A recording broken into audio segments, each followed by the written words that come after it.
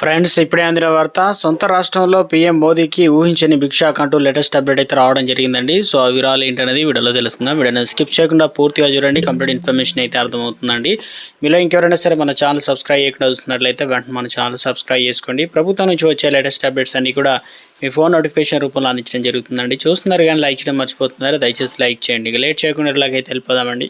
ఉప ఎన్నికల ఫలితాల్లో బీజేపీ పార్టీకి గట్టి షాక్ తగిలింది. ప్రధాని సొంత రాష్ట్రం గుజరాత్లో విసావదార్ అసెంబ్లీ ఉప ఎన్నికల్లో ఆమ్ ఆద్మీ పార్టీ ఘన విజయం సాధించింది. బీజేపీ అభ్యర్థిపై 17,000 మెజారిటీతో గెలుపొందారు. లూధియానా, పంజాబ్, కాళీగంజ్ పశ్చిమ బెంగాల్, కాడి, విసావదార్ గుజరాత్, నిలంబర్ కేరళ స్థానాలకి నెల 19న ఉప ఎన్నికలు జరిగిన విషయం తెలిసిందే. అయితే జూన్ 23న నేడు ఓట్ల లెక్కింపు చేపట్టారు. ఇందులో విసావదార్ అసెంబ్లీ నియోజకవర్గంలో ఆమ్ ఆద్మీ పార్టీ అభ్యర్థి గోపాల్ ఇటాలియా ఘన విజయం సాధించారు. బీజేపీ అభ్యర్థి కిరీట్ పటేల్పై 17,000 ఓట్ల మెజారిటీతో గెలుపొందారు. గత ఎన్నికల్లో విసావదార్ నుంచి గెలుపొందిన ఆప్ ఎమ్మెల్యే బయానీ ఉపేంద్ర భాయ్ తన పార్టీకి రాజీనామా చేసి బీజేపీలో చేరిన విషయం తెలిసిందే.